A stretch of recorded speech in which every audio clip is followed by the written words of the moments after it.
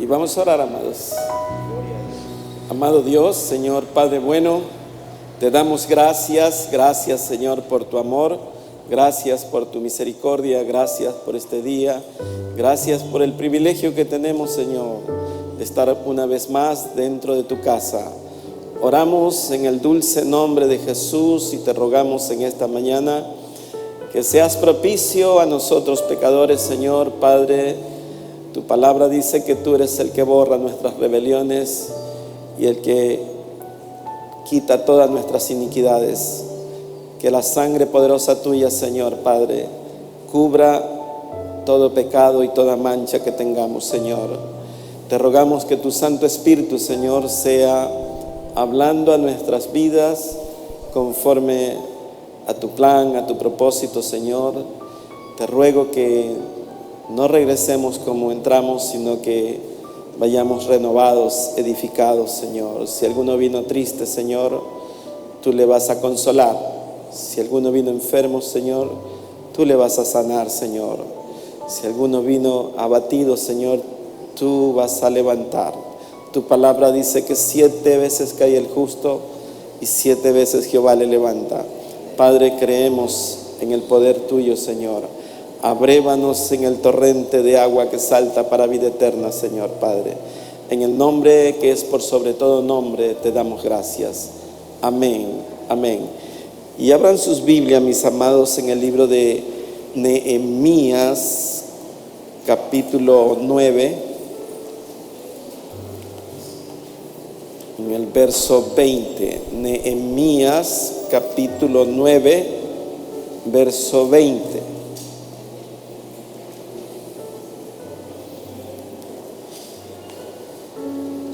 Nehemías capítulo 9 verso 20, y la palabra del Señor la leemos en el nombre del Padre y del Hijo y con la santísima comunión de su Espíritu Santo, y dice así: y enviaste tu buen espíritu para enseñarles, y no retiraste tu maná de su boca, y agua le diste para su sed. Los sustentaste 40 años en el desierto, de ninguna cosa tuvieron necesidad. Sus vestidos no se envejecieron, ni se hincharon sus pies. Amén. Pueden sentarse, mis amados.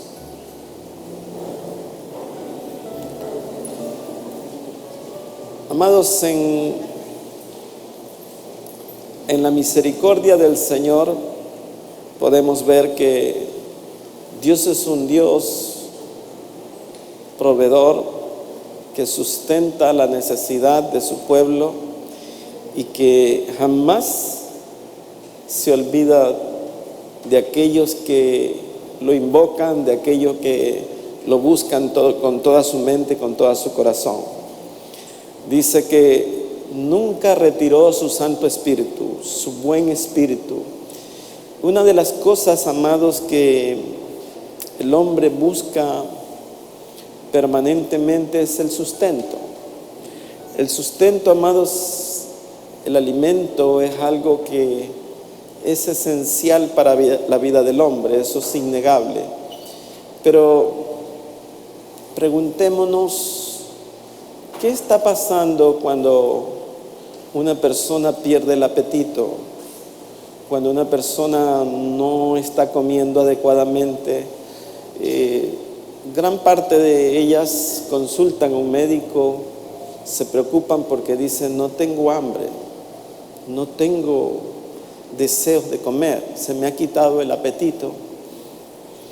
Y si hacemos un paralelo en lo espiritual, deberíamos de preguntarnos también: no tengo hambre por la palabra, ya no tengo apetito por la palabra, ya no tengo deseos de leer y de recibir la palabra de Dios. En el primer caso, en lo físico, si alguien está sin apetito, probablemente está pasándole alguna enfermedad. Puede ser algo ligero, Pero cuando vemos que una persona pierde mucho peso, que se debilita mucho, sí que nos preocupamos y decimos, ha perdido 10, 15 libras, se le ve su semblante demacrado, se lo ve decaído, algo le está pasando. Haciendo el mismo paralelo en lo espiritual, si alguien ha perdido el apetito y vemos que ya no apetece la palabra de Dios, que ya no apetece congregarse, que cualquier cosa lo separa de la casa de Dios, pues algo le está pasando también. El ser humano necesita alimentar su alma. El Señor, por medio de su siervo Juan, escribe y dice así: amado mío, yo quiero que tú seas prosperado en todas las cosas, así como prospera tu alma. Y muchas veces, amados, no nos damos cuenta o no nos queremos dar cuenta de lo que está ocurriendo en nuestra vida espiritual. Pueden pasar una cantidad X de tiempo para algunos hasta que vemos que hemos menguado, que hemos bajado nuestra sed y hambre por la palabra. Y sí es preocupante, amados, porque eso debilita, eso nos saca del contexto espiritual y nos vuelve muy vulnerable a las acechanzas del enemigo. La persona probablemente cree que no está pasando nada, pero de hecho está pasando algo serio. Si me siguen al Evangelio de Juan en el capítulo 6, hay un mensaje que tiene que ver con la vida mismo de nosotros. En el verso 35 del capítulo 6, dice lo siguiente: Jesús les dijo, Juan 6:35, Jesús les dijo: yo soy el pan de vida, el que a mí viene nunca tendrá hambre, y el que en mí cree no tendrá sed jamás. Amados, aquí hay dos palabras que deben de llamarnos la atención. Hay un nunca y un jamás. Amados, podemos decir que son los nunca de Jesucristo, en donde Él asevera con tanta verticalidad lo que le ocurre al hombre cuando se acerca a Él, cuando verdaderamente nos alimentamos del pan de vida. Jesús está haciendo una aseveración y un paralelo de lo que Él es, un símil, podemos decir. Dice: yo soy el pan de vida, el que a mí viene nunca tendrá hambre, y el que a mí cree no tendrá sed jamás. Amados, si ustedes leen todo el capítulo 6, es uno de los capítulos, es el capítulo más largo del Evangelio de Juan, porque tiene algunas enseñanzas prácticas. Si vemos al inicio, vemos cómo Jesús alimenta una multitud de 5,000 personas, 5,000 varones. Dice que Él había estado dando enseñanza y la gente le seguía, y al final pues los vio y dijo que tenía compasión porque verdaderamente lo habían seguido bastante tiempo, y preguntó a Felipe y le dijo: Felipe, ¿cómo daremos de comer a esta multitud? Sabiendo lo que Él iba a hacer, porque Dios siempre sabe lo que va a hacer, amados. Y Felipe dijo que 300 denarios no alcanzaban para alimentar a esta multitud. Preguntó a Andrés: ¿qué haremos para dar de comer a esta multitud? Y Andrés dijo: aquí hay un muchacho que tiene 5 panecillos y 2 pececillos. Pero, ¿qué es esto para esta multitud?, dijo. Y Jesús dijo que los hicieran recostar. Y tomó de los panes y de los peces, y con eso alimentó una gran multitud de gente, amados. Aunque el propósito de este mensaje no es hablar de esto, sino que tenemos que referirnos para podernos dar cuenta todo el contexto de lo que él estaba diciendo. Los alimentó, y dice que al día siguiente la multitud lo buscaba y le preguntaron: Señor, ¿dónde estabas? Y Jesús dijo: ¿por qué me buscáis? ¿Me buscáis porque les di de comer?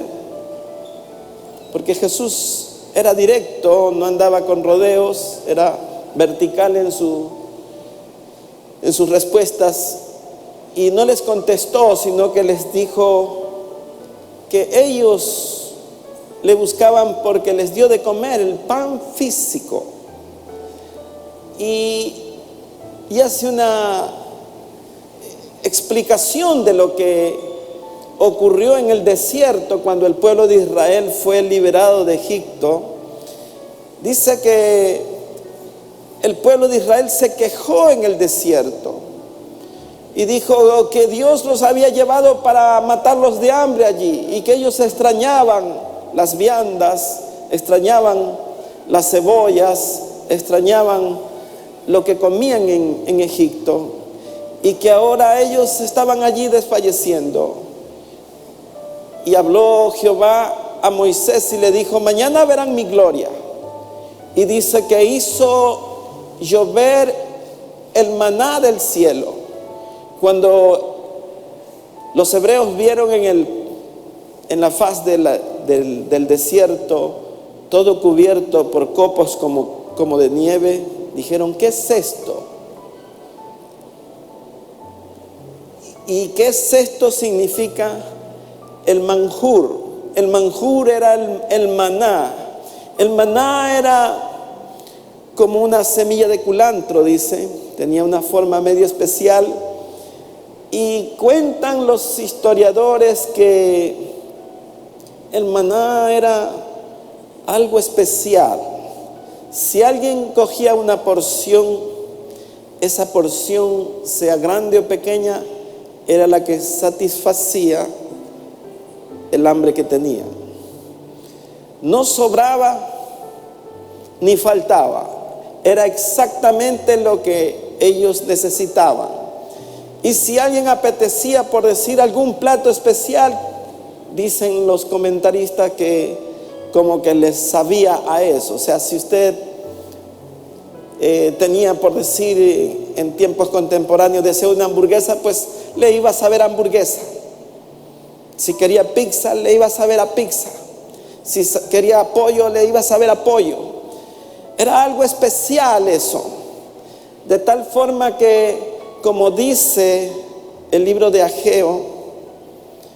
Nehemías, nunca ellos tuvieron hambre. Durante 40 años Dios satisfizo la necesidad de ellos. Nunca se envejecieron sus túnicas.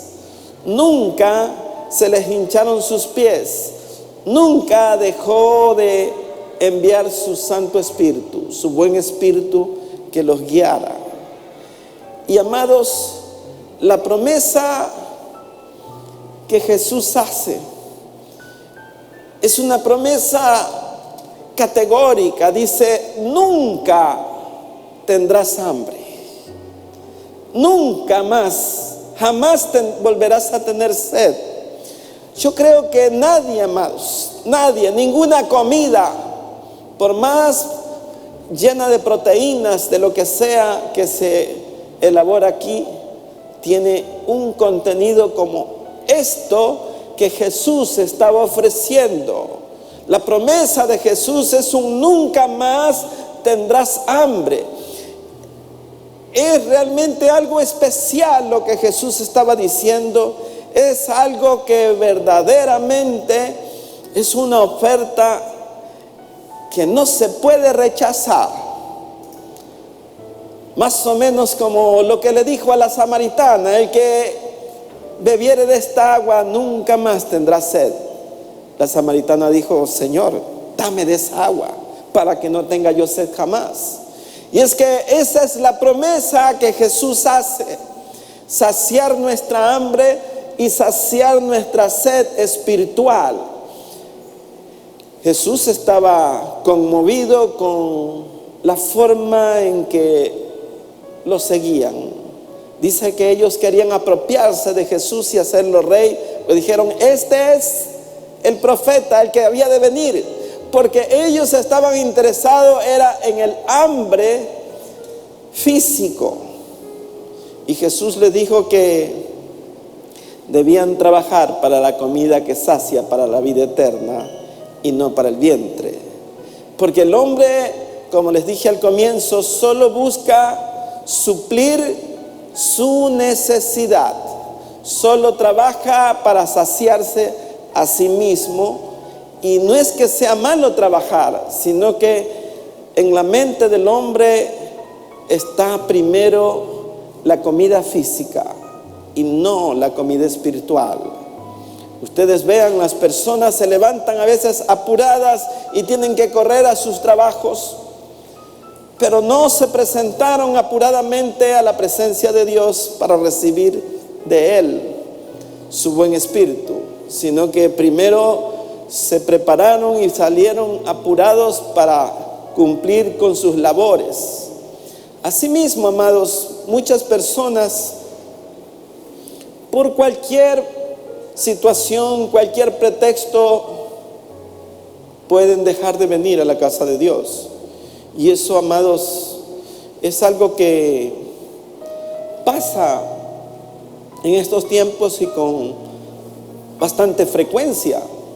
Es lamentable, amados, pero personas que han recibido la palabra de Dios, que conocen la bondad de Dios, que conocen lo dulce de la palabra de Dios, pueden prescindir de la palabra de Dios. Esto es algo que tiene que ver con el apetito espiritual. ¿Qué está pasándonos? ¿Qué está ocurriendo cuando perdemos ese deseo de alimentarnos de la palabra de Dios? Dice el verso 36: mas os he dicho que aunque me habéis visto no creéis. Todo lo que el Padre me da vendrá a mí, y al que a mí viene no le echo, porque he descendido del cielo no para hacer mi voluntad, sino la voluntad del que me envió. Vean la voluntad del Padre, y esta es la voluntad del Padre, el que me envió, que de todo lo que me diere no pierda yo nada, sino que lo resucite en el día postrero. Amados, el plan de la voluntad de Dios es que nadie se pierda. Dice el libro de Isaías: vivo yo, dice Jehová, que no quiero la muerte del pecador, que no quiero la muerte del impío. El hombre se empecina en volverse a sus pensamientos y a sus iniquidades.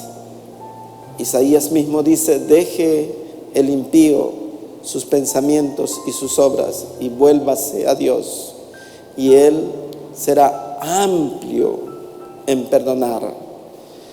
Solamente el hombre necesita volverse. ¿Cuál es el requisito fundamental, amados? Aquí la gente lo buscaba al Señor Jesús, pero no lo buscaba porque habían visto las señales, sino que ellos querían seguir viendo más señales.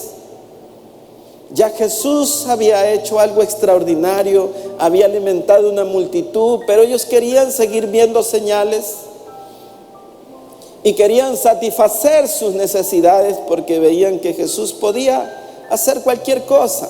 Pero no lo seguían porque creían en Él, sino porque querían lo que Él podía proveerles, que es distinto. Hay personas que llegan a la iglesia porque necesitan un milagro, porque están enfermas. Dios les sana y después se van. Hay algunos que vienen porque necesitan un trabajo. Dios les provee el trabajo y después no tienen tiempo para llegar a la casa de Dios. Y así, amados, hay una infinidad de situaciones que el hombre antepone, pero no es que está en su corazón llegar porque necesitan estar en la presencia de Dios, porque necesitan verdaderamente creer cada día más en aquel que nos da la vida. Dice en el verso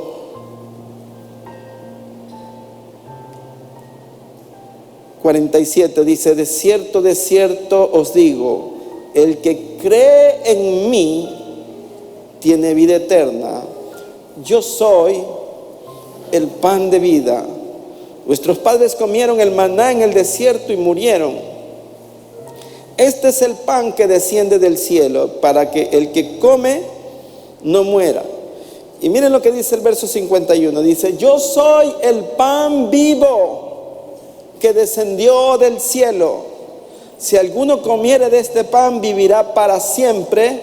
Y el pan que yo daré es mi carne, la cual yo daré por la vida del mundo. Esto no lo entendían, no lo podían comprender, amados. Pero lo que Jesús estaba diciendo es que su carne y su sangre sería derramada en la cruz, sería partida en la cruz, y que Él era el pan de vida, amados. No hay nada que pueda llenar el alma del hombre sino solamente la palabra de Dios. No hay nada que pueda cambiar el corazón del hombre sino la palabra de Dios. No hay nada ni nadie que nos pueda enseñar si no es el Espíritu de Dios por medio de su palabra. Es la palabra la que sostiene, es la palabra la que sana, es la palabra la que da fortaleza espiritual. Por eso muchos viven debilitados, porque la palabra de Dios no está dentro de su carta, de su menú, no está en el plan del día. Muchos prescinden de esto. Usted ve, amados, cuando usted sale bien temprano, usted ve muchas personas con zapatos de tenis, calentadores, unas yendo y otras saliendo de los gimnasios. A las 5 de la mañana muchos ya están en el gimnasio, y no es que sea malo el ejercicio, pero yo digo, ¿será que a las 4 se levantaron primero a orar? ¿Será que ellos primero buscaron la presencia de Dios? Cuando anochece parece igual, amados. Usted ve los gimnasios llenos de muchos jóvenes tratando de fortalecer sus músculos. Y mi Biblia dice que el ejercicio para poco aprovecha. Amados, vivimos tiempos en los que la palabra de Dios es algo que las personas no apetecen, no quieren recibir. Y cuando usted pregunta, amados, ¿y quieren vivir? Claro que quieren vivir. Muchas viven tomando vitaminas. En los gimnasios les dan unos polvos nutricionales con muchas proteínas. Algunos quieren contornear la silueta, estar lleno de músculos. Pero los músculos de la fe, lo que fortalece el alma, solo es por medio de la palabra de Dios, amado. Hay personas con una fuerza tremenda desde el punto de vista espiritual cuando son personas de oración, cuando son personas que confían en la palabra de Dios, que han hecho de esto su verdadera comida y su verdadera bebida. El Señor Jesús dijo que su carne era verdadera comida y su sangre es verdadera bebida.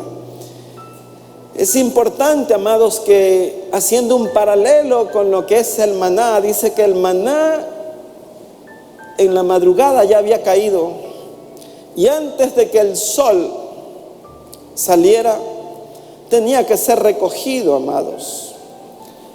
Y siempre era la porción diaria. Solo en el sexto día se recogía una porción doble para el siguiente día, porque si cogían más, se les iba a dañar, se les engusanaba.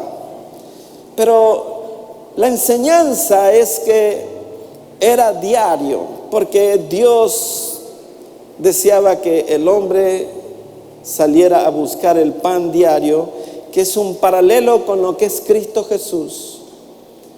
No era Cristo Jesús, pero era una sombra, un reflejo de lo que Cristo Jesús es hoy en día para nosotros.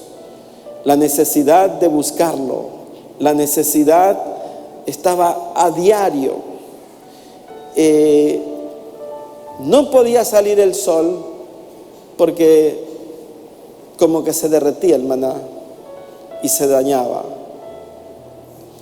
Tenemos necesidad, amados, de antes de que empiece el día nosotros recibir de Él su palabra, de acercarnos y tener comunión con Él, de dejar todo y poner primero nuestra relación de intimidad con Dios.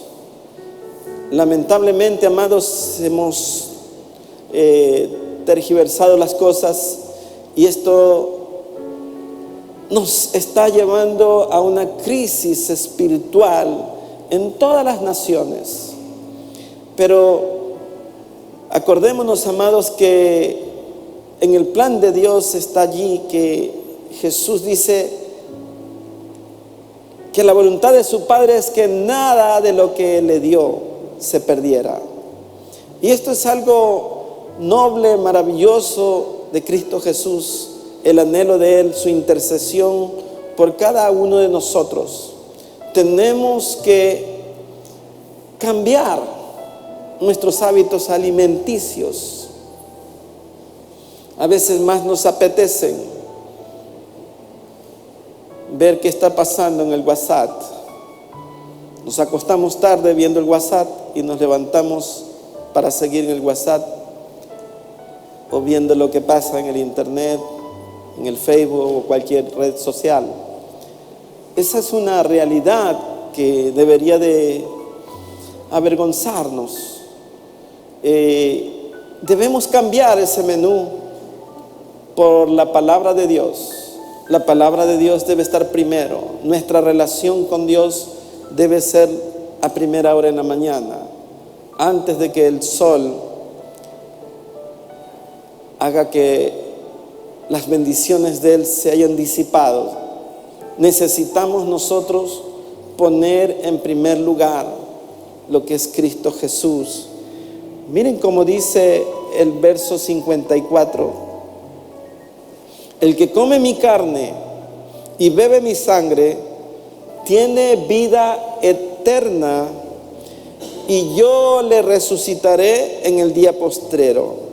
Porque mi carne es verdadera comida y mi sangre es verdadera bebida. El que come mi carne y bebe mi sangre, en mí permanece y yo en él. Claro, amados, como dice en el Evangelio de Juan, el capítulo 15, dice: el que cree, el que permanece en mí y mi palabra permanece en él, puede pedir lo que quiera. Y el que come su carne y bebe su sangre permanece en él, y él permanece en nosotros. Claro, es que estamos acercándonos a él y él se está acercando a nosotros. Es tremendamente importantísimo que Jesucristo permanezca en la vida de cada uno de nosotros. El requerimiento es comer la carne y beber la sangre de Él. Esto es creer en su palabra, creer que en la cruz nuestros pecados fueron borrados, que nuestros pecados fueron crucificados, que allí tenemos redención, que su palabra permanezca en nosotros, nos da un nuevo estilo de vida. Por eso es que en todo momento la Escritura nos dice que tenemos que renovar el espíritu de nuestra mente para que podamos comprobar cuál es la voluntad agradable y perfecta de Dios. Es la palabra de Dios la que va a modelar, a cambiar, a enseñar, a redarguir, a sanar nuestra vida, amados. Somos llenos de defectos e imperfecciones que solo la palabra de Dios hará que sean sanados. Pero es comiendo del pan de vida, sabiendo que pase lo que pase, exista o no exista el pan físico, siempre existirá el pan que bajó del cielo para nosotros. Siempre estará allí, amados. Nosotros solamente tenemos que acercarnos para recibir la palabra de Dios. Dice el verso 57, como me envió el Padre viviente y yo vivo por el Padre, asimismo el que me come, él también vivirá por mí. Este es el pan que descendió del cielo, no como vuestros padres comieron el maná y murieron. El que come de este pan vivirá eternamente. Ustedes vean, amados, las promesas de Jesús, el nunca y el jamás. Nunca tendrás hambre y jamás volverás a tener sed. El que come de él, amados, tendrá vida eterna. Y es que debía ser así. Dios, si usted se da cuenta, amados, es el proveedor de todas las cosas, amado. Es el proveedor de su salud, es el proveedor de su familia, de sus hijos, pero también es el que le viste, también es el que le sostiene el vientre. Pero la parte espiritual jamás Dios podía dejarla de lado. Si ustedes se dan cuenta, amados, el pueblo judío cuando salió de Egipto venía con su estilo de vida de lo que había aprendido en su esclavitud. Tenía una mente de esclavo. Tenía una mente que solo era para trabajar y de esa forma poderse alimentar.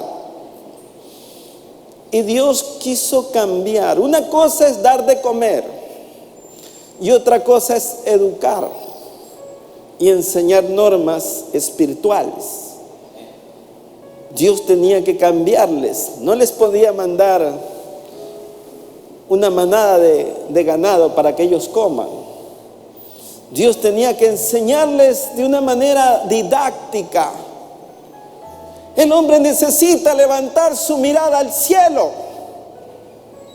Ellos sabían que el maná venía del cielo. Imagínense si hubiera brotado de la tierra, hubieran dicho: esta planta que creció. Pero si viendo que llovía del cielo el maná, ellos murmuraban.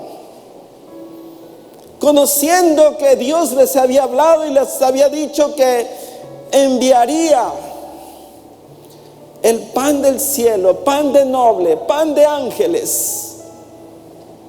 Pero ellos no captaban la enseñanza. Y Dios podía haber dicho: bueno, solo el día lunes va a caer el pan y en bodega. No. Todas las mañanas, amado, como rocío, descendía y llenaba toda la faz de la tierra. ¡Qué generosidad de Dios! ¡Qué actitud tan benevolente con un pueblo murmurador! Con un pueblo criticón, con un pueblo que se quejaba. Moisés dijo: de aquí a pronto me van a apedrear, Señor. Y Dios le dijo: yo mañana haré llover algo especial. Yo creo, amados, que, como dice el libro de Nehemías, nunca dejó de dar su buen espíritu, nunca dejó de llover el maná, nunca se envejecieron las túnicas, nunca se les hincharon los pies, pero ellos murmuraban.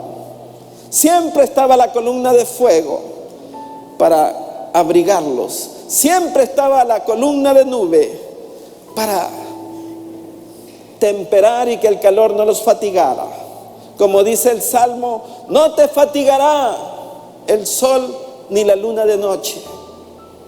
O sea, tanta bondad, tanta benevolencia.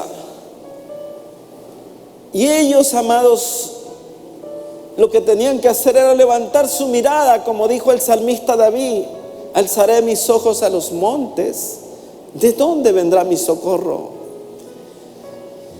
Verdaderamente no habían entendido, no lo entendieron, y ahora estaba el verdadero pan de vida.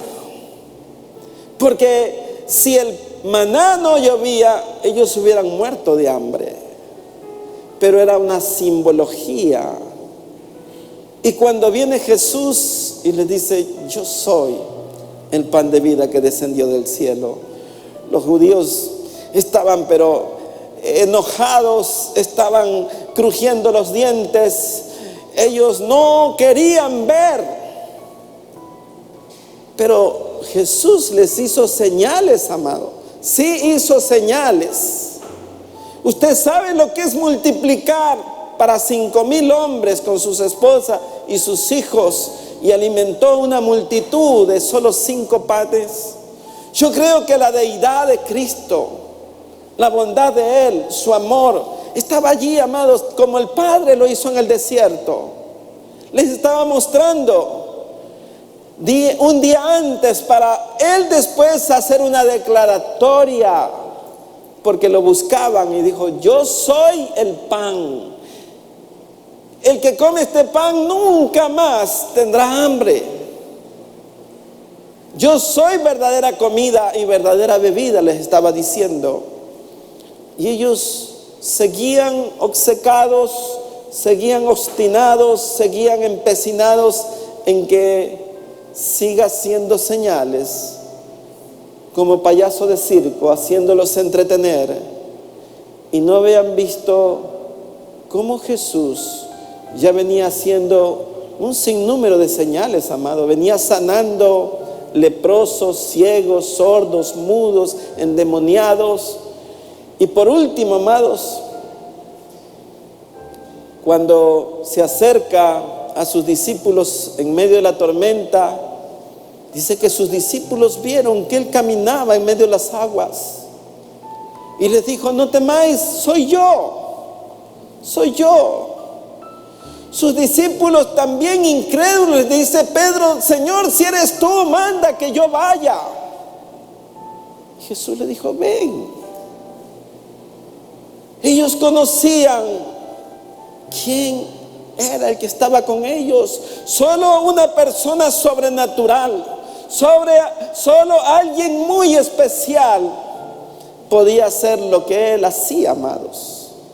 Nadie había hecho lo que Jesús estaba haciendo delante de multitudes. Pero ellos no querían entender.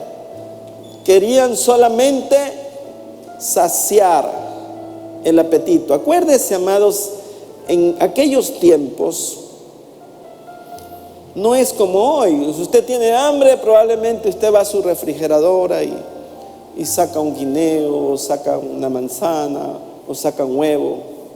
En aquellos tiempos no había eso. La gente vivía del día a día. Amanecían a buscar cómo comer. Lo más importante para ellos era ver cómo comían ese día. Por eso Jesús les dijo: yo soy el pan de vida. Él quería hacerles entender que Él era el que iba a saciar la necesidad del alma. Hoy el hombre sigue con una mente de esclavo. El esclavo solo trabaja para comer, para saciar el vientre. Hay muchas personas que están esclavas de su trabajo porque no se han dado cuenta, amados, que primero es servir a su Señor. Porque cuando usted sirve a un Señor, usted es esclavo de ese Señor. Y si usted quiere servir a Dios, entonces no es esclavo de ningún trabajo, sino que Dios dará el trabajo que usted necesita para que sacie también lo demás, amado. Porque nunca dice que se dañó la túnica de ellos.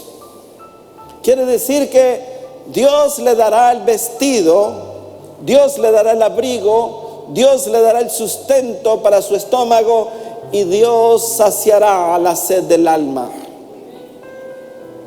Todo está en la propuesta que hagamos en nuestro corazón en cada día que tengamos de vida en esta tierra. ¿Amanecemos para servir a Dios, para invocar a Dios, o amanecemos para trabajar y saciar el hambre del vientre? Esa comida no sacia para vida eterna. Dice: trabajad para la comida que sacia para vida eterna, amados. Tenemos que cambiar nuestro enfoque espiritual de todas las cosas. Cristo es el pan de vida nuestro. Amén. Pongámonos de pie, amados. Señor, entendemos por tu palabra que ciertamente tú eres el pan de vida. Señor, te damos gracias por tu palabra.